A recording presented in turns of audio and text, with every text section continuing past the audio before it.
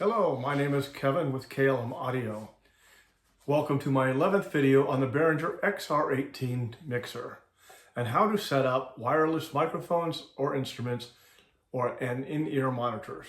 If you need help turning on your system and connecting your iPad to the mixer, please refer back to my first video. And of course, if you like what you see, please subscribe to my channel, ring the bell for notifications of future videos. As you can see, I have a couple of items connected to my mixer already. I have an Ethernet cable which extends to my external router. I have one speaker connected to the left main output. I have one speaker connected to auxiliary bus 1 for a monitor. I have a dynamic microphone connected to channel 10. I have my MP3 player connected to line 17 and 18 auxiliary input. All these are for sound on the video. Today, let's see how to set up a wireless system to the Behringer XR18, both microphone/instrument and IEMs, in-ear monitors.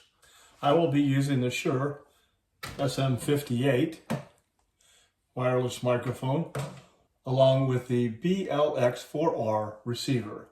I will also be using the PSM300 transmitters for my in-ear monitors, along with their associated receiver pack.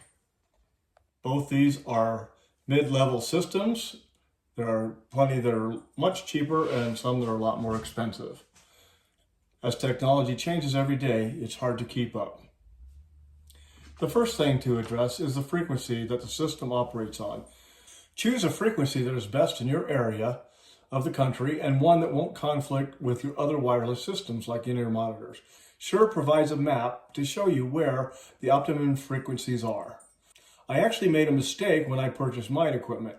I purchased a microphone using the J10 frequency, an in-ear monitor that uses J13 frequency, where there is quite a bit of overlap. Oops. The Shure BLX4R can be used with a microphone or an instrument. It has an XLR output for the microphone and a 1/4 inch output for your instrument, and it's provided with 2 antennas. The PSM300 wireless personal monitor system I purchased with 2 receivers each. I will use them in mono rather than stereo since all my inputs are mono anyway. However, they can be used in stereo so that the listener can pan members on the stage from the right or the left. The first step is to find a channel that works for you.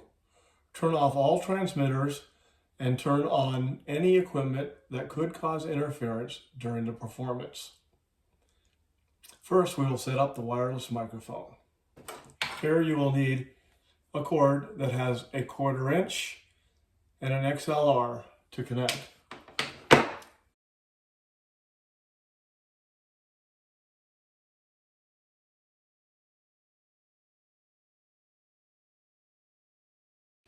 I have this cord already connected to the back side of my BLX4, and I'm going to attach it to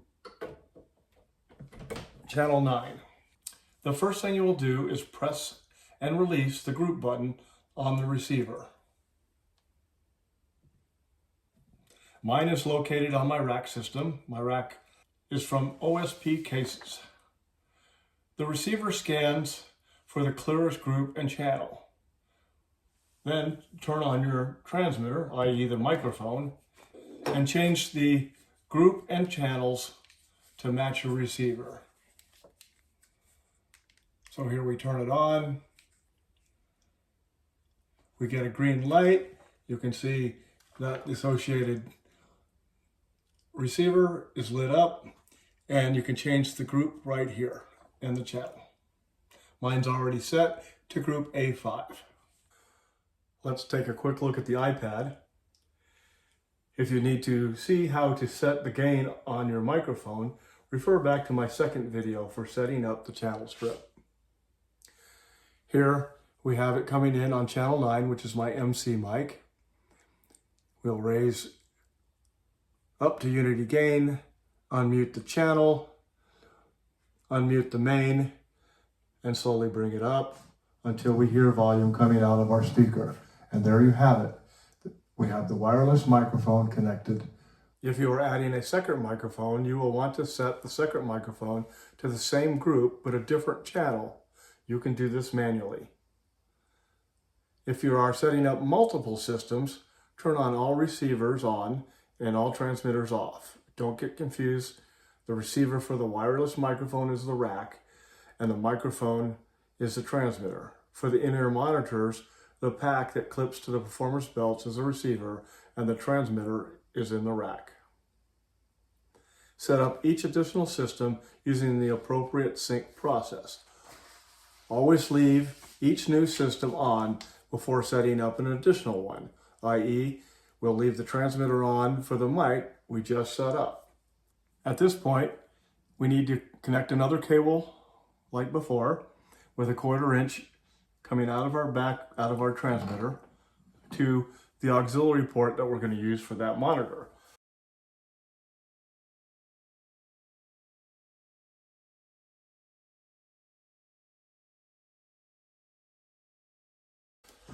In this case, we're using monitor 2.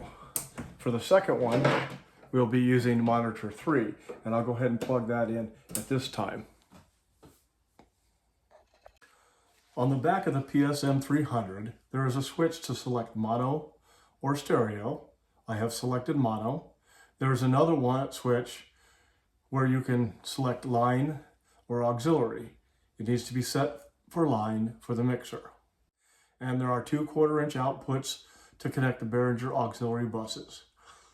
I pan one body pack receiver to the left and the other to the right to allow for 2 separate mixes. To set up the first PSM300 IM system, perform a group scan. Scan button is here.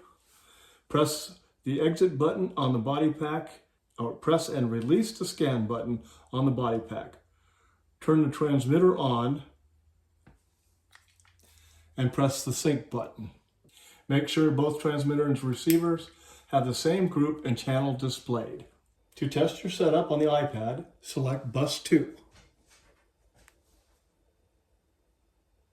Raise the microphone channel 9 up to unity gain and unmute the bus and raise the gain until you hear it on your in-ear body pack. Now remember, you also have a volume button on the top of the pack here. So when you click it, it turns off. When you turn it on, and then you keep going all the way up and around to get your volume. And of course, you can adjust your bus to any mix you'd like. So if you want to hear some of the kick drum, you can. Hear some guitar, whatever you would like.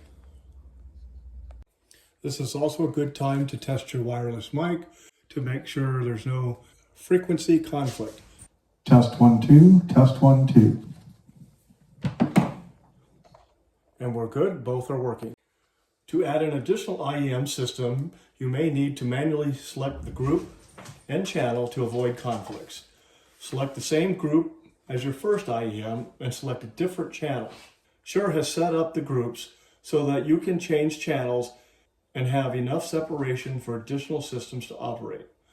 So to add a second PSM300 IM system, first, obviously, connect your 1/4 inch and XLR cable to auxiliary 3, which we already did. Next, we'll select the group and channel manually. On the body pack, press the enter button 3 times until the group is highlighted. Use the up and down arrow to select the group. Press enter again, and the channel will be highlighted. Again, using an up and down arrow, select the desired channel. Then press exit. Now go to your transmitter, hold the group button down until the group starts flashing. Release the button and then press the button 1 time until the desired group is selected. When the group stops flashing, the group is now set. Use the same method with the channel button. Test all your in-ear monitors and microphones to make sure they are working and there are no frequency conflicts. A way you can make a personal monitor mix is have a performer download the XR monitor mix onto their phone or iPad, and then they can have control of their own monitor mix. This works really well with in-ear monitors. Here is the XR monitor mix. This is a demo version. It shows you your 6 buses at the top. We'd pick bus number 2 because that's where we're connected, and then you can adjust to hear whatever you would like. And here you can mix your sound without having to get the attention of the sound guy. One reminder, because you're using battery operated instruments, make sure that you check your batteries frequently. There are many different types of in-ear monitors and microphones, so you want to check your instruction manuals for specifics on how they work. Here is an example of some of the ones on Sweetwater. X5s are really nice. I've had a band use them the other day and they work really, really well. Again, that's from Sweetwater. This concludes the video on wireless systems. The next video in the XR18 series will be on P16 personal monitors. Again, if you enjoy this video, subscribe to the channel, ring the bell to receive notifications of my next video in the series for the Behringer XR18. Thanks. I'm Kevin with KLM Audio.